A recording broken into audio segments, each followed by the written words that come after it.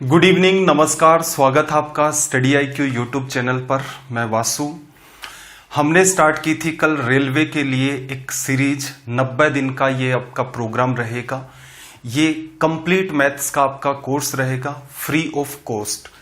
कुछ बच्चों के सवाल थे कि सर ये किस हिसाब से चलेगा, तो जो वासु स्टडी IQ नाम से टेलीग्राम का एक चैनल है उसके ऊपर इसकी आपको PDF मिल जाएगी। उस PDF को अगर आप देखेंगे तो उसमें कुल आपको 90 लेक्चर मिलेंगे, जिससे आपको ये आइडिया लग जाएगा कि ये लेक्चर चल रहा है, कितने दिन तो ये चलेगा, इसके बाद कौन सा लेक्चर आपका स्टार्ट होगा। कुछ बच्चों के ये डाउट थे कि सर अब प्रैक्टिस कब करेंगे, तो देखो पैरेलल के अंदर भी तो आप प्रैक्टिस कर सकते हैं। ऐसा क्यों कह रहे हैं कि भाई आपको जो चैप्टर पढ़ा दिया है आप उसको खोल करके नहीं देखेंगे। 1 या सवा घंटे की आपकी हर रोज क्लास रहेगी, तो आप मुझे खुद से बताएं कि बचे हुए टाइम में आप क्या करेंगे। तो प्रैक्टिस तो बनता है कि आप पैरेलल के अंदर इन चीजों की प्रैक्टिस करते रहें। कंटेंट और PDF आपको वही टेलीग्राम चैनल जो मैंने आपको बताया उस पर सारी की सारी चीजें आपको मिल जाएंगी। पेशेंस के साथ देखते रहें, हर चीज को एकदम डेप्थ में ले जाकर के आपको समझाया जाएगा। ये कंप्लीटली आपका रेलवे का बैच है। किस किस एग्जाम में हेल्प करेगा, तो जो पुलिस की एग्जाम होती है, स्टेट लेवल पर जो SI की एग्जाम होती है, प्लस में स्टेट की और भी एग्जाम होती है आपकी, जैसे पटवारी हो गया, ग्राम सेवक हो गया, जेल प्रहरी हो गया, इस टाइप की जितनी भी एग्जाम है सबके लिए सेशंस आपके हेल्पफुल रहेंगे। और कुछ बच्चे कुछ छोटी छोटी चीजें उनका ध्यान रखें, स्पेशली कि जैसे कई सारे आपको कोर्सेज मिलेंगे मार्केट में कि ये वाला ले लो, इससे SSC का भी कवर हो जाएगा, रेलवे का भी कवर हो जाएगा। तो ध्यान रखना, SSC का जो सिलेबस होता है वो कम से कम 200 से 250 घंटे में कवर होता है। अगर रेलवे का बच्चा उस चीज को पढ़ना स्टार्ट कर देगा, बहुत सारी चीजें ऐसी हैं उसके अंदर, ये मान के चलो, जिससे आपका टाइम किल होगा। तो बुराई इस बात के अंदर नहीं है, बिल्कुल जहां आपको ठीक लगे वहां आप पढ़ें। पेड कोर्सेज आपको पढ़ने हैं, बिल्कुल पढ़ें, इसके अंदर कोई समस्या नहीं है कि भाई टीचर है वो इतने घरों के अंदर उजाला करता है, तो कोई समस्या नहीं, आप उससे पेड कोर्स भी खरीदें। लेकिन ध्यान इस बात का रखें कि 90 डेज के अंदर किस फ्लो में आपका सिलेबस चलेगा, क्या क्या आपको पढ़ाया जाएगा। स्टडी IQ ने जो सीरीज स्टार्ट की है, जैसे वितुल सर की क्लासेस भी होती हैं, एक रीजनिंग की एक मैथ्स की, दोनों ही प्रैक्टिस सेशन आपके चलते हैं। 6 से 7 आपकी मैथ्स की क्लास होती है, 7 से 9 1 घंटे रीजनिंग, 1 घंटे मैथ्स की क्लास होती है वितुल सर की। इसके अलावा विपिन सर का भी जस्ट 5 बजे के आसपास GK का पार्ट चल रहा है। तो ये सारा का सारा जो मामला है स्टडी IQ ने आपके लिए फ्री में प्रोवाइड करवाया है, इसका कोई भी चार्ज नहीं होगा। 10 या 12 दिन एटलीस्ट आप टीचर को देखें, ऑब्जर्व करें, आपको ठीक लगता है तो इन चीजों को कंटिन्यू करें। अगर आपको ये लगता है कि नहीं यार ये वाला जो कंटेंट है पढ़ के पता नहीं मेरा होगा या नहीं होगा, ऐसी कोई द्वंद्व की स्थिति वैसे तो आएगी नहीं, आती है तो फिर आप अपना अपने हिसाब से डिसीजन ले सकते हैं। तो भाई आज का सेशन स्टार्ट करते हैं। तो सबसे पहले मैंने आपको लास्ट क्लास में होमवर्क दिया था। होमवर्क के अंदर क्या कहा था भाई, आज अपना रेलवे एग्जाम का डे 2 है। होमवर्क में मैंने आपको कहा था कि आपको 1 से लेकर 30 तक के स्क्वायर ध्यान रखने हैं। दूसरा काम ये भी बताया था 1 से 20 तक के क्यूब ध्यान रख लेना। Reason, mensuration 2D, mensuration 3D, compound interest, इन चैप्टर्स के अंदर ये सारी की सारी चीजें आपकी काम आने वाली हैं। प्लस नंबर सिस्टम में भी इनका यूज होगा। और एक सबसे जरूरी पार्ट ये था आपका, जो मैंने आपको टेबल बताई थी कि बहुत सारे सवाल, स्पेशली ये जो स्टेट लेवल की एग्जाम होती है, प्लस में आपका जो रेलवे होता है, इनके अंदर ऐसे सवाल पूछे जाते हैं कि आप अगर इस टेबल का यूज कर लेते हैं तो सारी की सारी चीजें आपकी क्लियर हो जाएंगी। पिछले सेशन में मैंने आपको और क्या चीजें बताई थी भाई, मैंने आपको वॉल्यूम का कॉन्सेप्ट बताया था, आयतन का क्या कॉन्सेप्ट होता है। वॉल्यूम में हमने ये देखा था कि जैसे हमारा क्यूब होता है, क्यूबॉइड होता है, सिलेंडर होता है, ये आकृतियां नीचे से ऊपर तक एक जैसी होती हैं, तो आयतन क्या लिखोगे, आधार का क्षेत्रफल गुणा ऊंचाई। क्लियर है।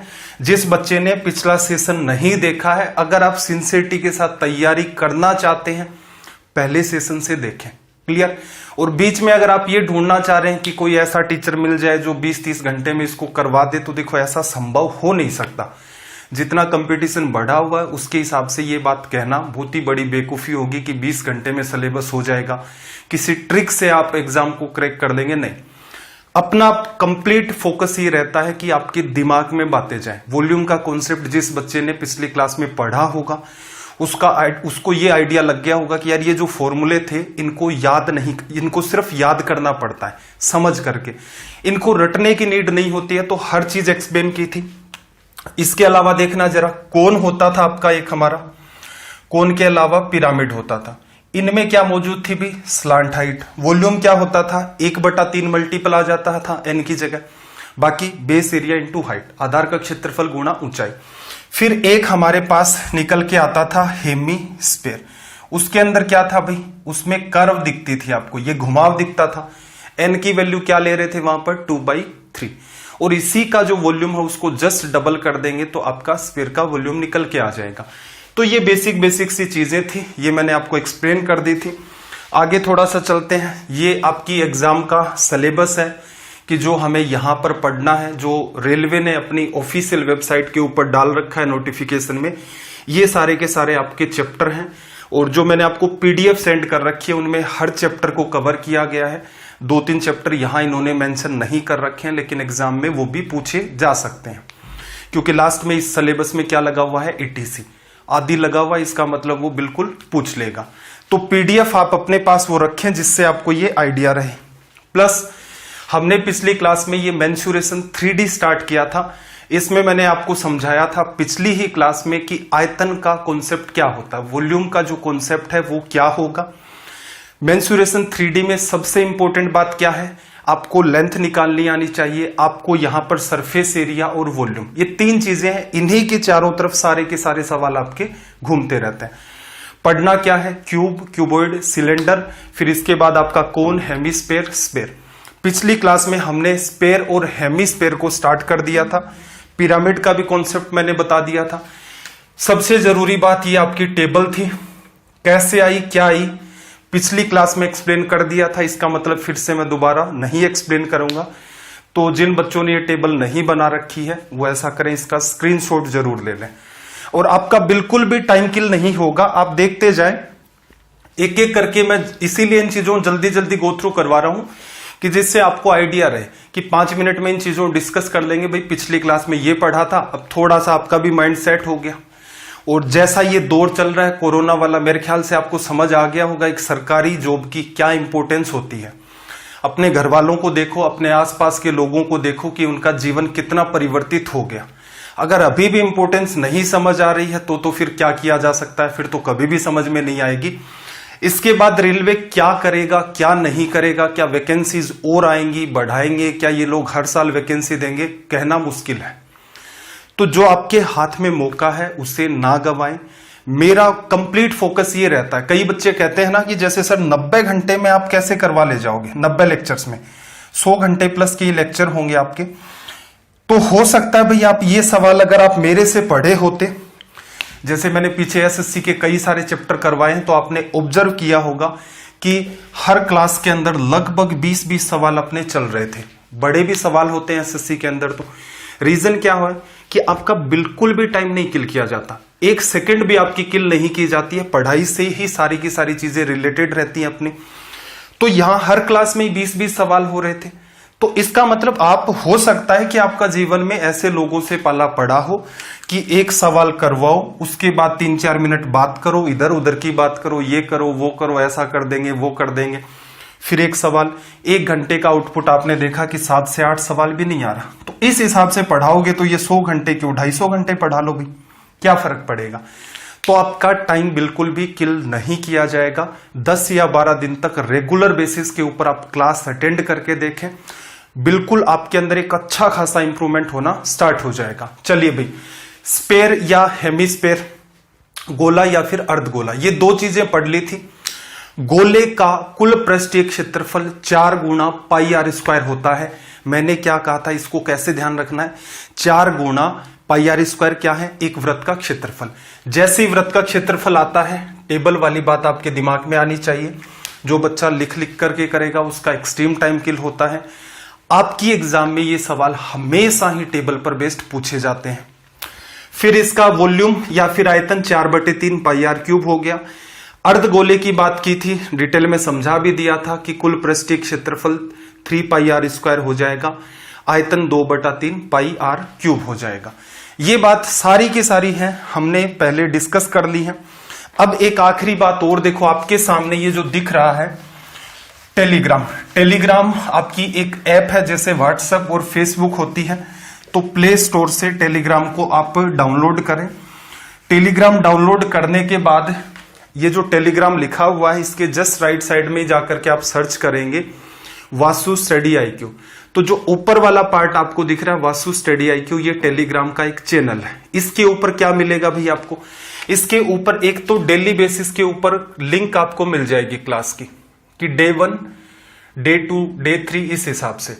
तो आपको ये भटकना नहीं पड़ेगा कि मान लो किसी दिन पर्टिकुलर क्लास आपने मिस कर दी, यूट्यूब पर ढूंढ नहीं पा रहे हैं, तो टेलीग्राम पर जाएं और सीधे सीधे देखेंगे। तो सीक्वेंस ऐसा ही रहता है कि डे 1 की क्लास, फिर डे 2 की, डे 3 की, और सीधे सीधे यहां क्लिक करके आप यूट्यूब पर चले जाएंगे। यहीं पर आपको जितनी भी PDF है, इंपोर्टेंट नोट्स हैं, सारी की सारी चीजें प्रोवाइड करवाई जाएंगी। और नीचे वाला जो पार्ट है वो आपका, नीचे वाला ये जो पार्ट है Vasu study IQ doubt group, यहां पर आप क्या कर सकते हैं, अपने जितने भी एग्जाम रिलेटेड डाउट्स हैं, किसी भी टाइप के हों, बशर्ते वो एग्जाम रिलेटेड हों, आप यहां पर इस ग्रुप पर सेंड कर दीजिए, फोटो लेकर के या लिख करके, जैसा भी आपको कन्वीनियंट लगता है। जल्दी से जल्दी कोशिश ये की जाएगी कि आपको आपका रिप्लाई मिल जाए। तो चलिए भाई, पिछले सेशन से आगे बढ़ते हैं, क्वेश्चंस करते हैं। पिछले सेशन में क्या था कि हमें पूरी की पूरी मेंसुरेशन 3D में वॉल्यूम का जो कॉन्सेप्ट था, आयतन का जो कॉन्सेप्ट था अपना, वो समझना था। इस वजह से अपना बहुत सारा टाइम किसके अंदर चला गया था, वहां पर थ्योरी को अंडरस्टैंड करने में।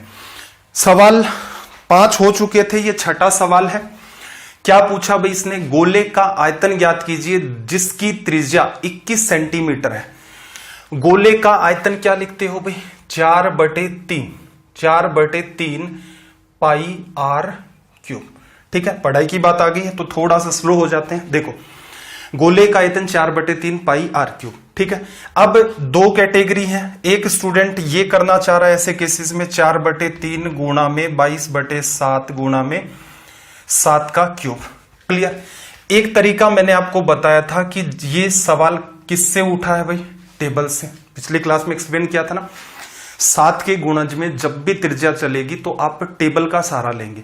वहां क्या मैंने बताया था आपको कि 4/3 पाई आर स्क्वायर इंटू में आर के हिसाब से आप इसे डील करेंगे। इससे फायदा क्या होगा, ये काम आप तुरंत का तुरंत सोल्व कर ले जाएंगे। तो देखना जरा इस सवाल को, या तो आप ऐसे कर लो, एक 7 से 7 आपका यहां पर, सॉरी क्या है 21 है, गलत लिख दिया, 21 π/7 21 का क्यूब। एक तरीका तो ये है आपका कि 7 से इस वाली बात को आप यहां पर काट दोगे, फिर सोल्व करोगे। दूसरा तरीका क्या समझाया मैंने आपको कि 4/3 लिखो, पाई आर स्क्वायर, रेडियस 21 होती है, रेडियस 7, क्षेत्रफल कितना 154, रेडियस 14 सेंटीमीटर, क्षेत्रफल कितना 616, रेडियस हमारी 21 तो क्षेत्रफल 1386। तो सीधे सीधे क्या लिखते हैं 1386 इनटू में, अगेन रेडियस आपकी कितनी है 21 सेंटीमीटर, यहां से इसको आपने काटा 7 बार। क्लियर है। अब कैसे कैलकुलेशन करना चाहते हो, आपका मन करे वैसे कर लो। सीधे सीधे देखना, 4 तो पड़ा रहने दो, 7 गुणा 6 अपना 42, 8 गुणा 7 56 और 4 आपका 60, 13 7 91 में 6 जोड़ोगे तो कितना आ जाएगा 97। इसको भी गुणा कर देते हैं, 4 गुणा 2 8, फिर 0, 7 गुणा 4 28, 9 गुणा 4 36, 37 38। तो आपको ये वाला सुधार करना है। रीजन क्या है कि अगर आप ये टेबल वाली बात पकड़ जाते हैं, आपके एग्जाम में सवाल आएगा, एक बच्चा जिस सवाल को मान लो 1 मिनट में कर रहा है, आप उसी सवाल को 10 से 15 सेकंड में डील कर ले जाएंगे। ये तो मान के ही चलें कि जो बच्चा जितना भी टाइम लेगा, एक नॉर्मल स्टूडेंट जिसे टेबल के बारे में कोई आइडिया नहीं है, उसके कंपैरिजन में आप बिल्कुल 50% ही टाइम लेंगे। तो टेबल को बिल्कुल आपको ध्यान रखना है, पिछला सेशन जरूर से देख लेना। चलिए भाई, सवाल नंबर 7 की बात कर लेते हैं। क्वेश्चन नंबर 7 देखना, इसने क्या कहा भाई, एक गोले का कुल पृष्ठीय क्षेत्रफल जो है, टोटल सरफेस एरिया 616 वर्ग सेंटीमीटर आपको दे रखा है। गोले का आयतन आपको निकालना है, वॉल्यूम आपको निकालना है स्फीयर का। अब देखो सिंपल सी बात समझना, गोले का कुल पृष्ठीय क्षेत्रफल 4 गुणा पाई आर स्क्वायर कितना दिया भाई, 616। किससे कटा भाई, यहां से एक बार कट गया, फिर आपके पास 21 बना 5 बार और ये 4 बार लिखा जा सकता है। अब देखो, या तो आप ऐसा करो कि इसको 22/7 लिखो, फिर आर स्क्वायर लिखो, एक दूसरे से कट करोगे, आर स्क्वायर की वैल्यू आएगी, उसका अंडर रूट कर लो। क्या ये बात आपको टेबल से रिलेट करवानी आ रही है? क्या ये बात आप टेबल से रिलेट करवा सकते हो?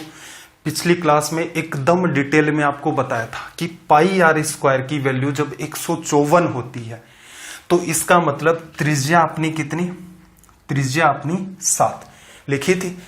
अब ये अगर आप सुधार कर लेते हो तो आप एक भीड़ से अलग हो जाते हैं तुरंत के तुरंत।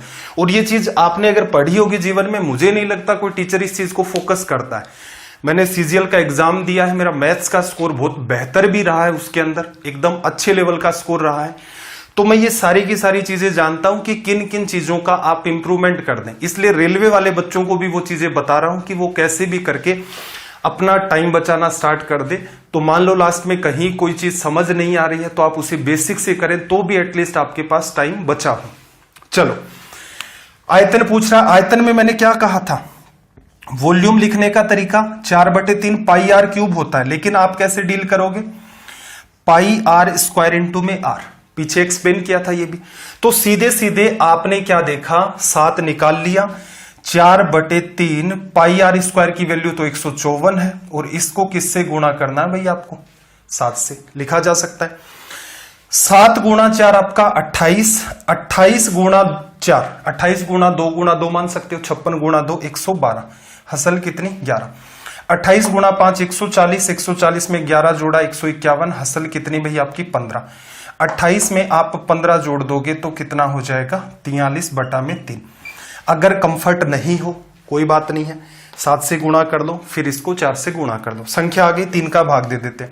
3 का भाग दिया 1 बार, फिर 1 बचा, 3 का भाग दिया 4 बार, फिर 1 बचा, 3 का भाग दिया 3 बार, फिर 2 बचा, 22 में 7 बार, 10 में फिर से 3 बार, 1437.33। इंपॉर्टेंट बात क्या थी, जैसे ही आप 4 का डिवीजन करते 154 आता, त्रिज्या 7 उठाते।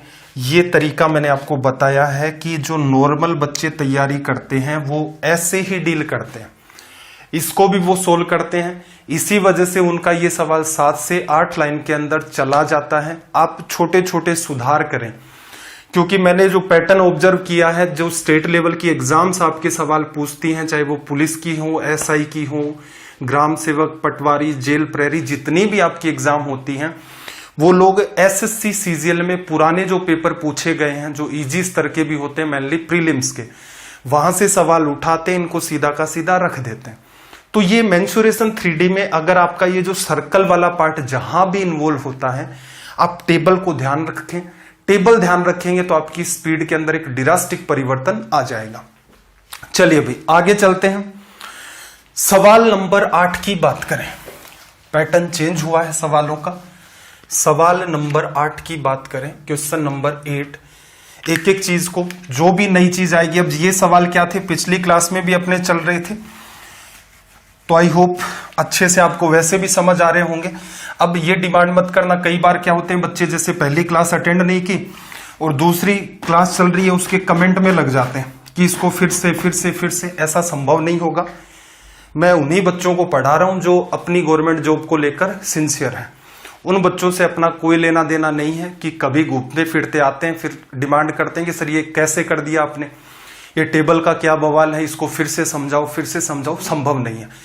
पहला दिन, दूसरा दिन, तीसरा दिन सीक्वेंस में आप भी देखते रहें, आप में भी इंप्रूवमेंट होगा। देखना, धातु की 3 ठोस गेंदों जिनकी त्रिज्याएं 3, 4, 5 सेंटीमीटर हैं को पिघला करके एक अन्य ठोस गेंद बनाई जाती है। नई गेंद की त्रिज्या है। पहले तो देखो इसका बेसिक समझो सवाल का, ये दिमाग में जाना बहुत जरूरी है। और ये सवाल इतनी बार पूछा गया है अलग अलग स्टेट्स के, जैसे मैंने ये पेपर वगैरह उठाए तो उनके अंदर ऑब्जर्व किया मैंने कि ये सवाल एसएससी ने बहुत पहले ही पूछ लिया था, और एसएससी ने भी इसको 3-4 बार रिपीट कर दिया था अलग अलग तरीके से। 3, 4, 5 की वजह से अब कई बच्चे तो ऐसे कलाकार हो रखे हैं एसएससी के अंदर, उनसे ये पूछोगे 3, 4, 5 कितना आएगा, 6 आएगा। ठीक है, पहले बेसिक समझो, रटना नहीं है आपको। देखो आपके पास क्या है, 3 गेंद है, एक छोटी गेंद है, फिर एक उससे थोड़ी सी बड़ी गेंद है, फिर उससे एक बड़ी गेंद है। ये 3 गेंद आपके पास है। आपने क्या किया, इन तीनों को पिघलाया किसी एक जगह इकट्ठा किया और तीनों को मिलाकर के एक गेंद आपने बना दी। क्लियर, तीनों को मिलाकर एक गेंद बना दी। अब ऐसे केसेस में होता क्या है, ऐसे केसेस में ध्यान रखना पृष्ठीय क्षेत्रफल जो है वो आपका बदल जाता है। इससे भी एक इजी एग्जांपल और लेता हूं, क्योंकि ये बात आपके सामने पहली बार ही आई है, आगे जब भी आएगी तो इस चीज को हम इतना डिटेल में नहीं पढ़ेंगे। देखना, आपके पास मान लो एक पानी की बोतल है और इसके अंदर मान लो पानी आता है आपका 1 लीटर। क्लियर, आपने क्या किया, इस पानी को उठाया और इससे आपने क्या कर दिए, 4 ग्लास भर दिए। तो 1 ग्लास में पानी कितना होगा भाई, तो आप कहोगे 250 मिलीलीटर, लिखा जा सकता है। अब यहां पर ये जो भी आकृति थी, देखो जितने भी आपके तरल होते हैं, जितने भी आपके तरल या फिर लिक्विड होते हैं, इनका मेजरमेंट किस में होता है भाई, वॉल्यूम। इनका मेजरमेंट वॉल्यूम के बेसिस पर किया जाता है और वो लीटर मिलीलीटर इसमें चलता रहता है।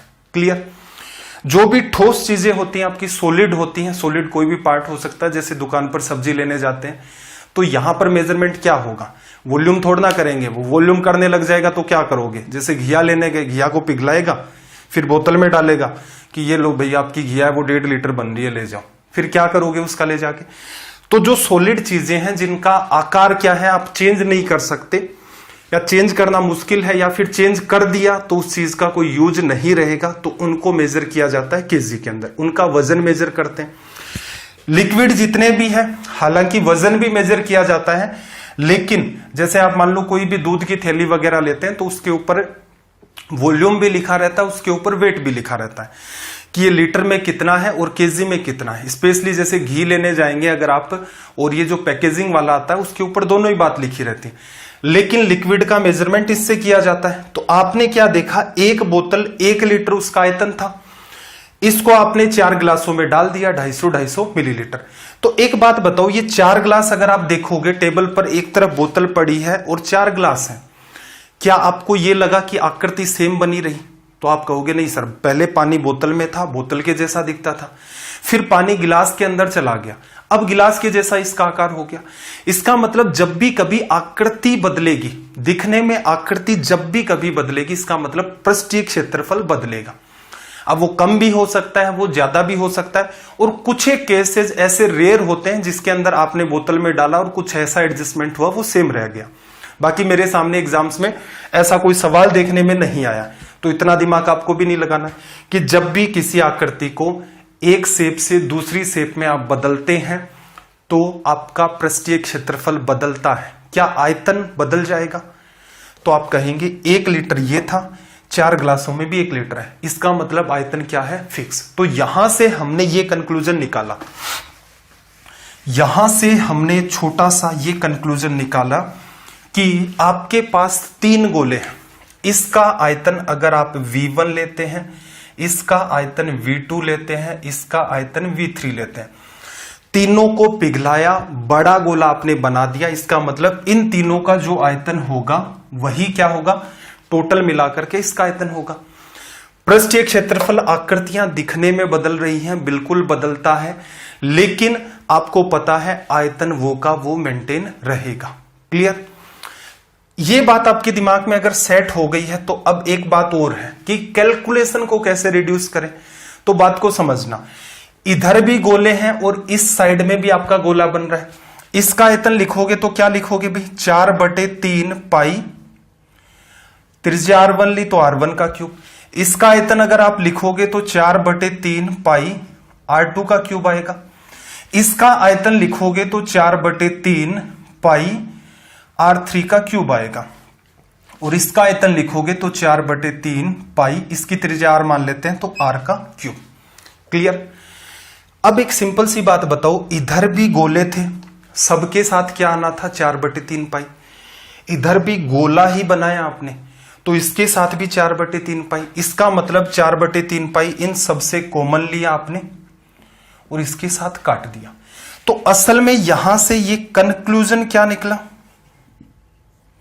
कंक्लूजन ये निकला कि r1 का क्यूब प्लस r2 का क्यूब प्लस r3 का क्यूब बराबर r का क्यूब।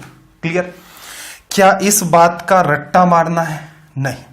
अगर रट्टा ही मारना होता तो एक बात बताओ, मैं इस सवाल में क्यों तो बोतल को उठाता, क्यों हम घिया को लाते, क्यों हम घी की बात करते। मेरा उद्देश्य क्या है कि हर चीज आपके दिमाग में जाए। अब रेलवे का मैं ये मान के चलता हूं, जो बच्चा रेलवे की या स्टेट लेवल की एग्जाम की तैयारी करता है उसके कोई ना कोई रीजन होंगे, हो सकता है उसे मैथ्स में भयंकर खौफ हो। अब वो खौफ निकालने का क्या तरीका है भाई? निकालने का ये तरीका है कि उसके सामने मैथ्स को रखो सही तरीके से कि मैथ्स ये है। आप जो रटने की कोशिश करते हैं कि जैसे कई बार लाभ हानि के ही सवाल होते हैं, वो बच्चे मैंने जैसे ऑफलाइन कोचिंग के अंदर ऑब्जर्व किया। अब वो कई बार क्या कहते हैं, स्टार्टिंग में बात कैच नहीं कर पाते क्योंकि वो कहीं ना कहीं से पहले पढ़ के आए होते हैं कि सर लाभ हानि में जब ये होगा तो ऊपर ये कर देंगे, ये होगा नीचे ये कर देंगे, हानि होगी तो तब ये करेंगे नीचे ये करेंगे। अब मैं खुद शॉक्ड रह जाता हूं कि यार ये किस लेवल की मैथ्स पढ़ ली इस बच्चे ने, और जितने सवाल हम लोग लेकर के चलेंगे क्या ये इतने सवालों में इतने टाइप की बात याद करेगा? नहीं रख पाएगा भाई। तो इसलिए मेरा उद्देश्य ये है, रेलवे का बैच है तो रेलवे के हिसाब से पढ़ाया जाए। अगर यही बात मुझे एसएससी में पढ़ानी होती तो मैं ये वाली बात नहीं लिखता, सीधे सीधे वहां पर बच्चा अपना स्तर वैसे भी थोड़ा ठीक मानता है और हो सकता है उनकी मैथ्स वगैरह कुछ ठीक हो, उसमें इंटरेस्ट हो, इसीलिए उन बच्चों ने उस एग्जाम को चूज किया होता है। लेकिन अपना रेलवे का बैच है, हर बात को एक्सप्लेन करूंगा। टाइम क्लास का 1 घंटे से 1.25 घंटे भी हो सकता है। क्लियर। आपको ये स्पीड वगैरह कैसी लगती है? आप ध्यान देना, एक बात और इंपॉर्टेंट है, सिलेबस बिल्कुल आपका 90 दिन में हो जाएगा। कई बार स्पीड ज्यादा फास्ट हो जाती है, स्पेशली जब सेशन स्टार्ट करते हैं कि पिछली क्लास में ये पढ़ा, ताकि बच्चे को जल्दी जल्दी बता दो। एक ही टाइप की जब बातें आती हैं तब भी थोड़ी सी स्पीड इसलिए बढ़ानी पड़ती है कि अनवांटेड आपका टाइम किल ना हो। तो ये मत सोचना आप कि सर आप कभी फास्ट पढ़ा देते हो कभी स्लो, नहीं। जो चीज पहली बार, कोई भी कॉन्सेप्ट पहली बार डिलीवर किया जाता है एकदम स्लो डिलीवर किया जाता है। उस पर बेस्ड पहली बार जब हम सवाल कर रहे होते हैं एकदम उसको डिटेल में करते हैं। अब यही सवाल आगे चल के भविष्य में हो सकता है इसी टाइप के कि एक घन है, उसको इतने हिस्सों में काट दिया जाता है या इतने हिस्सों में उसे डिवाइड कर दिया जाता है, तो वहां मैं कह दूंगा कि भी देखो वो बोतल वाला एग्जाम्पल था। ऐसे केसेस में हमेशा ही क्या रहेगा, आपका आयतन इक्वल रहेगा। तो इस चीज का विशेष ध्यान रखें। तो देखो कंक्लूजन आपका ये निकला। क्या आपको इसका रट्टा मारना है? नहीं। पहला गोला, दूसरा गोला, तीसरा गोला मिलाकर के एक बड़ा गोला, 4/3 पाई हर तरफ है, लेफ्ट साइड में भी और राइट साइड में भी 4/3 पाई कॉमन आएगा, कट जाएगा। तो आपने क्या देखा, असल में ये बात है। क्लियर। और ये बात अगर आपको पता है, ये बात नहीं भी पता तो भी क्या है, एग्जाम में आप दिमाग लगाओगे कि असल में देखा जाए तो 3 गोलों को मिलाकर के आपने चौथा गोला निकाला, आयतन सेम होगा, आयतन में 4/3 आता है, लेफ्ट साइड और राइट साइड में 4/3 कॉमन निकाल करके कट कर दोगे तो क्या बचा? सीधे सीधे त्रिज्या 1 का क्यूब, त्रिज्या 2 का क्यूब, त्रिज्या 3 का क्यूब और बराबर बड़े वाले गोले की त्रिज्या। अब देखो 3 सेंटीमीटर, 3 का क्यूब क्या करते? 27। एग्जाम में सवाल यहां से स्टार्ट होता। क्लियर। फिर क्या होगा भाई, 4 का क्यूब करोगे तो 4 गुणा 4 गुणा 4 64, 5 का क्यूब करोगे 125 बराबर r क्यूब। जोड़ देते हैं भाई, इकाई का अंक जोड़ो, 5 4 9 और 7 16, दहाई का अंक जोड़ो, एक तो कैरी था अपना 2 और 1 3, 3 और 6 9 और 2 11, एक हसल लगी 1 और 1 2, r क्यूब। कहा था ना क्यूब भी याद रखने, क्यूब रूट करोगे, इसका क्यूब रूट करोगे तो कितना आएगा? 6। ये किसकी वैल्यू हो गई भाई? आपकी r की। लिखा जा सकता है। और ये सवाल इतनी बार रिपीट हुआ है कि कुछ बच्चे इसको रट लेते हैं, हालांकि मैं रटना सजेशन सुन नहीं देता कि 3 4 5 जब भी होगा तो ये एक ऐसा कॉम्बिनेशन बनता है 3 का क्यूब, 4 का क्यूब, 5 का क्यूब बराबर 6 का क्यूब। तो यहां 6 जस्टिफाई करता है। अब याद रखना, इसी सवाल को एक दूसरे तरीके से भी पूछा जा सकता है। इसी सवाल को एक दूसरे तरीके से भी पूछा जा सकता है। तो वो दूसरा तरीका आपके सामने लिखा हुआ है। क्या कर देगा भाई, इसी सवाल में इसने क्या कहा कि धातु के आपके पास 3 ठोस गोले हैं और इनके इस बार क्या दे दिए उसने, व्यास दे दिए। व्यास कितने दिए भाई, 6 सेंटीमीटर, 8 सेंटीमीटर, 10 सेंटीमीटर। तीनों को पिघलाया, ठोस गोले के रूप में ढाला गया, नए गोले का व्यास। अब आपने एक बात देखी कि इनकी त्रिज्याओं की अगर बात करें, त्रिज्या पहले वाले की 3, क्योंकि असल में देखा जाए तो व्यास क्या होता है, त्रिज्या का दुगुना, और त्रिज्या क्या होती है, d/2 व्यास का आधा। नॉर्मल सी बात है। तो त्रिज्याएं आपके पास 3, 4 और 5 हैं, तो नए गोले की त्रिज्या क्या होगी, 6। अब ये भी सोल्व करके देखा। तो एक बात बताओ, नए गोले का व्यास क्या होगा, तो त्रिज्या को जस्ट डबल करना है, तो आपका रिजल्ट क्या बन गया यहां से 12 सेंटीमीटर। तो एक तरीका इस सवाल को पूछने का यह भी हो सकता था। सवाल नंबर 10 की तरफ आ जाते हैं, क्वेश्चन नंबर 10। और आपके किसी भी टाइप के डाउट्स हैं पढ़ने को, समझने को लेकर के, कंटेंट को लेकर, स्पीड को लेकर, तो क्लास के बाद जैसे ही आपकी क्लास खत्म होती है कमेंट कर दिया करें। 9 बजे के आसपास मैं कुछ कमेंट्स भी चेक कर लेता हूं, जो रिलेवेंट होते हैं उनका रिप्लाई भी आपको कर दिया जाता है। तो वहां पर आप अपनी बात रख सकते हैं। स्ट्रीम के चक्कर में मत पढ़ा करो कि कमेंट कमेंट कमेंट, नहीं। जितनी देर क्लास चल रही है उतनी देर पढ़ो। क्लास खत्म, वीडियो के नीचे कमेंट डाल दो कि सर ये इश्यू है, इस टाइप की प्रॉब्लम है, इसका क्या समाधान होगा, तो वहां आपको रिप्लाई मिल जाएगा। 10 नंबर में देखना, किसी गोले का पृष्ठीय क्षेत्रफल 64 सेंटीमीटर है। क्लियर। तो गोले का पृष्ठीय क्षेत्रफल क्या लिखते हो भाई, 4 पाई आर स्क्वायर। कितना बताया भाई, 64 पाई। पाई से तो पाई कट गया, 4 काटोगे तो कितनी बार, 16 बार।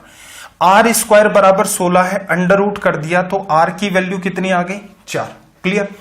गोले का व्यास पूछ रहा है, तो आपको भी पता है कि त्रिज्या का जस्ट दुगुना कर दोगे तो क्या आएगा, व्यास। व्यास या फिर डायामीटर। डायामीटर, त्रिज्या का जैसे ही आप दुगुना करेंगे व्यास आ जाएगा। व्यास की वैल्यू यहां से कितनी आ गई आपकी, 8 सेंटीमीटर। आई होप बात क्लियर है।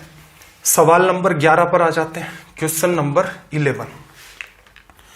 सवाल नंबर 11 को रीड करो साथ साथ में, और सॉल्यूशन के क्या तुरंत के तुरंत स्क्रीनशॉट ले लिया करो आप। 11 नंबर में इसने क्या कहा कि किसी गोले का आयतन तथा पृष्ठीय क्षेत्रफल समान है गोले की त्रिज्या। ठीक है, यह सवाल भी एसएससी में बहुत बार पूछा गया है। तो सिंपल सा लॉजिक है भी, आयतन क्या होता है गोले का, आयतन होता है 4/3 पाई आर क्यूब। और यहां से किसके बराबर बता रहा है, पृष्ठीय क्षेत्रफल के बराबर, 4 पाई आर स्क्वायर। अब देखो 4 से 4, पाई से पाई कट गया। अब इस बात को थोड़ा सा समझना, देखो ये आर स्क्वायर का मतलब है आर गुणा आर, आर क्यूब का मतलब है आर गुणा आर गुणा आर। तो 2 बार आर कटेगा, इधर 3 बार है, तो मैं 3 वाली बात को खत्म कर देता हूं। तो क्या बचेगा, 1 बार आर, वो लिखा हुआ है। ये 3 ऊपर चला जाएगा गुणा में, ये यहां पर 3 आ गया। गोले की त्रिज्या हमसे पूछ रहा था, तो यहां से ये अपना रिजल्ट निकल के आ गया, गोले की त्रिज्या। सवाल नंबर 12 की बात कर लेते हैं, क्वेश्चन नंबर 12।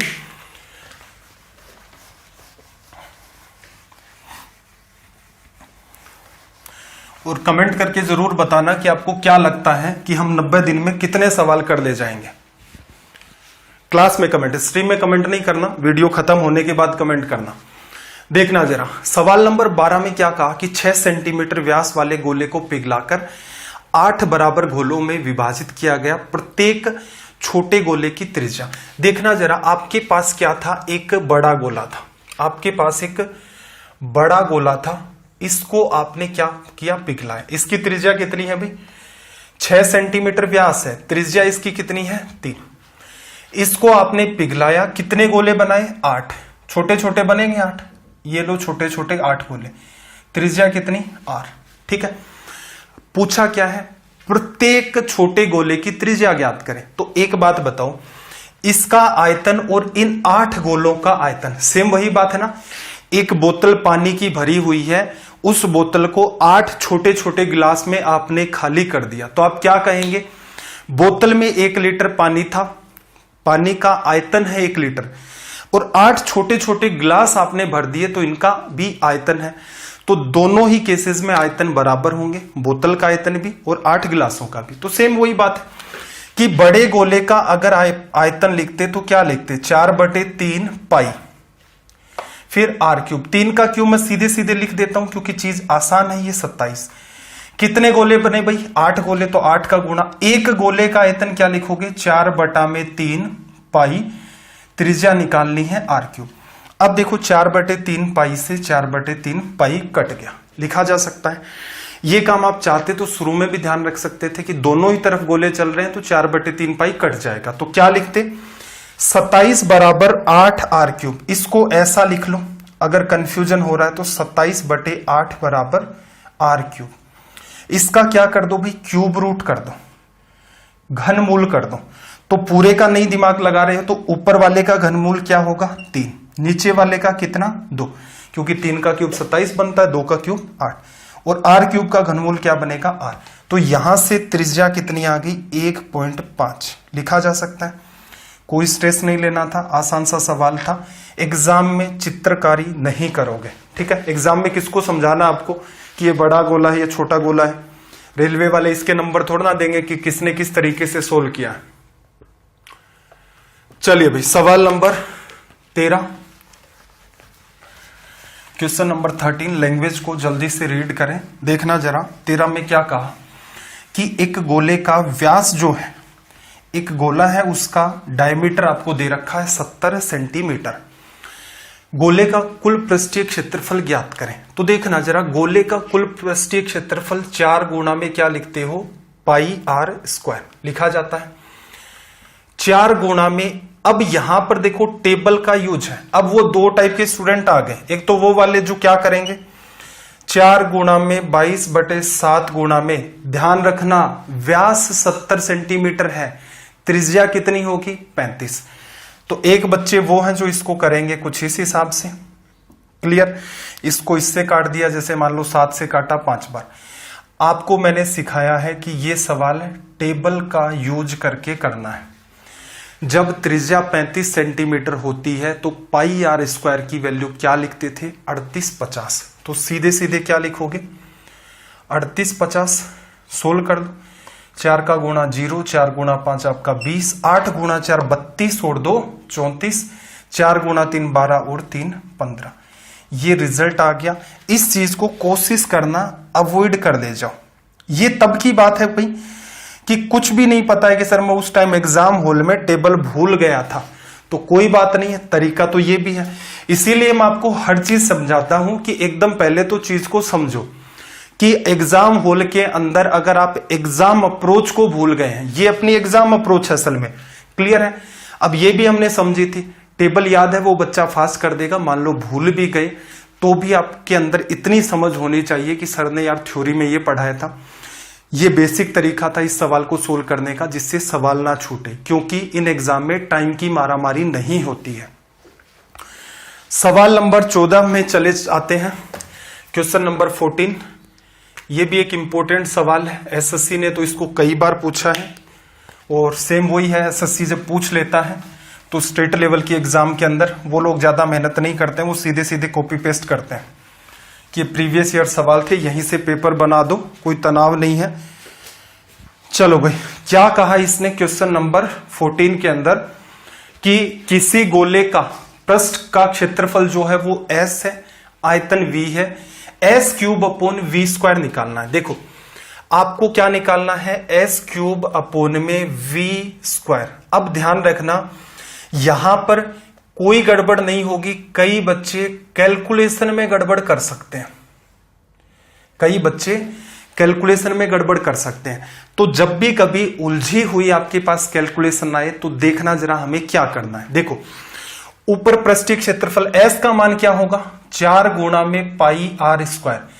गोले का पृष्ठीय क्षेत्रफल ये लिखते हो, इसका क्या हो रखा है? क्यूब। चलो लिख दिया। अपोन में आयतन क्या आएगा भाई, 4/3 पाई r क्यूब, इसका स्क्वायर कर रखा है। देखो आंसर में कहीं भी आपको r दिख रहा है, नहीं दिखा, इसका मतलब r तो कटेगा। अब देखना ये जो r स्क्वायर है, यहां से मेंशन कर देता हूं, जो r स्क्वायर है इसका भी तो क्यूब होगा। इस क्यूब का मतलब क्या है, 4 का क्यूब, पाई का क्यूब, r स्क्वायर का क्यूब। r स्क्वायर का क्यूब करोगे जब भी कभी ऐसा आता है, घातांक करने में आपको समझाऊंगा, एक बार के लिए इस बात को समझ लो कि इसका मतलब है r स्क्वायर गुणा r स्क्वायर गुणा r स्क्वायर। r स्क्वायर कितनी बार लिखा आपने, 3 बार, तो 3 गुणा में 2 पावर ऐड होंगी तो 6 बनेगा। अगर खोल करके सोल्व करोगे, सीधे करना चाहते हो तो 3 गुणा में 2 6। ऐसा मत कर देना यहां पर कि सर r स्क्वायर था उसका क्यूब, नहीं, ये गलत हो जाएगा। इसका मतलब क्या हुआ, r और फिर 2 की पावर आपने 3 की है, आपने r स्क्वायर की पावर 3 नहीं की, आपने यहां ऐसा लिखा तो r स्क्वायर और उस 2 की पावर 3 की, तो 2 की पावर 3 8, ये गलत हो जाएगा। इस बात का ध्यान रखना। घातांक करने के अंदर एकदम बेसिक से मैं हर सवाल को उठाऊंगा, एकदम बेसिक से थ्योरी करवाई जाएगी, जिससे कि जीवन भर का ये आपका तनाव खत्म हो जाए। कब पावर जुड़ेंगी, कैसे जुड़ेंगी, क्या करना होता है, क्या ध्यान रखना होता है। r स्क्वायर का क्यूब करोगे तो r की पावर 6, ऐसे ही r क्यूब का स्क्वायर करोगे, r क्यूब का जब आप स्क्वायर करोगे तो ये भी r की पावर 6, तो आप कह सकते हैं कि ये इससे खत्म हो जाएगा। हो गया। पाई का क्यूब, देखना ऊपर क्या है, पाई का क्यूब और नीचे पाई का स्क्वायर। पाई का क्यूब मतलब पाई गुणा पाई गुणा पाई, 3 बार, और नीचे पाई गुणा पाई 2 बार, पाई 2 बार से कट गया, ऊपर क्या बचा, पाई बच गया। 4 का क्यूब 4 गुणा 4 गुणा 4 और नीचे 4 का स्क्वायर 4 गुणा 4, 3 बार 4 2 बार 4, तो क्या बचेगा, 1 बार। अब देखना यहां ये चीज बटा में थी, ये इसके बटा में था, उसके भी बटा में, तो ये कहां चला जाएगा, ऊपर, ये ऊपर चला जाएगा। 3 का स्क्वायर 9 होता है, तो रिजल्ट कितना आ गया, 36 पाई। ठीक है भाई, तो ये आपका रिजल्ट हो गया। डिटेल में ये बैच अपना रेलवे का है, बार बार मेरे को याद दिलाना पड़ता है। कई बच्चे सोचते हैं कि सर ये कौन से लेवल की कैलकुलेशन करवाने लग गए, एसएससी के बैच में तो कभी भी नहीं करवाया इस टाइप से। तो देखो जैसे बच्चे होंगे वैसा ही पढ़ाया जाता है। गुरु के सामने ये बहुत बड़ी चुनौती होती है कि वो हर स्तर के बच्चे को पढ़ा ले जाए। चलिए भाई, यहां से सवाल नंबर 15 को आप रीड करें। 15 में इसने क्या कहा कि यदि किसी गोले का पृष्ठीय क्षेत्रफल 346.5 वर्ग सेंटीमीटर है तब त्रिज्या ज्ञात करें। देखना यहां एक छोटी सी बात है जो सीखने लायक होगी। त्रिज्या निकालनी है, पृष्ठीय क्षेत्रफल आपको दे रखा है, तो क्या लिखोगे भाई, पृष्ठीय क्षेत्रफल 4 गुणा में। अब देखो 346.5 पॉइंटों में कोई चीज निकल के आएगी, क्या आपको आइडिया है कैसी चीज निकलेगी, नहीं पता। तो 4 पाई r स्क्वायर, पाई की जगह मैं 22/7 लिख देता हूं, टेबल से उठी हुई बात नहीं नजर आ रही है, बराबर 346.5। क्लियर, क्या 4 से कटेगा, इकाई का अंक देखो विषम है तो 2 के किसी भी गुणज से नहीं कट सकता। ठीक है, तो 2 के मतलब 2 4 8 इस हिसाब से जो डायरेक्ट मल्टीपल उनसे नहीं कटेगा। किससे काट सकते हैं फिर, 11 से ट्राई कर दो, 2 बार 11 से काटोगे, देखना 34 में 3 बार भाग चला गया, 1 बचा, 16 में 1 बार भाग चला गया, 5 बचा, फिर पॉइंट है पॉइंट लगा दिया, 55 बन गया, 5 बार डिवीजन चला गया। चलो r स्क्वायर बराबर 7 का गुणाकर होगा इसके साथ, 7 गुणा 5 35, 7 गुणा 1 3 हसल थी आपके पास 10, 7 3 21 और 1 22, अपोन में 4 गुणा 2 8। अब करना क्या है, करना अंडर रूट है। क्लियर, अब दिमाग में एक सवाल आ गया कि यार ये क्या बवाल हो गया ऐसे सवाल में, नीचे 8, अब 8 का अंडर रूट भी तो नहीं करना आता, ऊपर एक संख्या 220.5 इसका भी अंडर रूट नहीं करना आता। एक बात बताओ मुझे कि 8 से और बड़ा कौन सा नंबर है कि 8 को भी शामिल कर ले और अंडर रूट भी हो जाए। तो एक बात बताओ, अगर मैं इसे 16 बना दूं, 16 बनाने के लिए क्या करें, 2 का गुणा। अगर सिर्फ नीचे ही 2 का गुणा करोगे तो समीकरण ही बदल गया, तो ऊपर भी 2 का गुणा। तो असल में ऊपर नीचे गुणा करते हो तो क्या हो जाता है, ऊपर वाली संख्या नीचे वाली से कट जाती है, असल में आपने 1 का गुणा किया। चलो ऐसा करने का फायदा क्या होगा, सीधे सीधे मैं एक लाइन और लिख लेता हूं यहां पर कि r स्क्वायर की जो वैल्यू 5 गुणा 2 10, 0 पॉइंट के बाद है, और यहां पर 1 और 22 गुणा 2 44, 441/16। अब अंडर रूट कर दो भाई, 441 का अंडर रूट 21 बटा में 4, 21 में डिवीजन 20 तक 5 बार, 1 बचा, पॉइंट लग गया, 10 में डिवीजन 2 बार, 2 बचा, 20 में 5 बार। तो रिजल्ट क्या आ गया, ये वाला। यहां ये जो हमने काम किया है विशेष ध्यान रखना, क्योंकि इतना करने के बाद हो सकता है कि बहुत सारे बच्चे सवाल को फिर देखें कि कहीं काटने में कोई गड़बड़ तो नहीं कर दी है, कहीं और समस्या तो नहीं हो गई है, क्योंकि वो तुरंत जब बच्चा फंसता है, और ऑप्शन भी ऐसे नहीं है कि आप बाई ऑप्शन भी कोई दिमाग लगा ले जाएंगे कि अच्छा ये वाला रिजल्ट होगा, तो ये भी आपके सामने एक समस्या क्रिएट हो जाएगी। तो इस बात का विशेष ध्यान रखना कि कोई ना कोई जो आसान वैल्यू दिख रही है आपको गुणा करके वो सटीक समाधान करना है, कि अगर मैं इससे गुणा कर दूं, रिजल्ट आपका निकल रहा है, इसका मतलब रिजल्ट तो निकलेगा। कैलकुलेशन आसान करने का आपका ये तरीका होगा, इसलिए इस सवाल को स्टार मार्क कर देना भाई। सवाल नंबर 16 की बात कर लेते हैं, लैंग्वेज को यूज करना। सवाल नंबर 16, क्वेश्चन नंबर 16।